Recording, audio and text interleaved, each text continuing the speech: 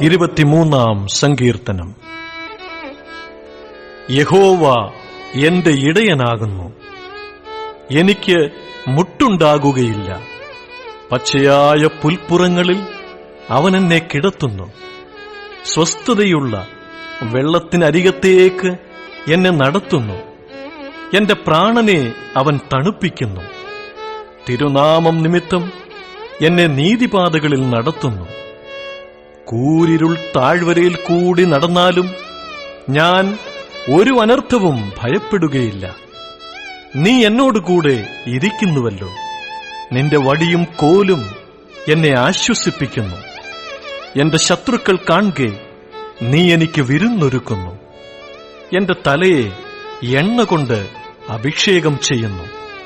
എന്റെ പാനപാത്രവും നിറഞ്ഞു കവിയുന്നു. നന്മയും കരുണയും എന്റെ ആയുഷ്കാലമൊക്കെയും എന്നെ പിന്തുടരും. ഞാൻ യഹോവയുടെ ആലയത്തിൽ ദീർഘകാലം വസിക്കും.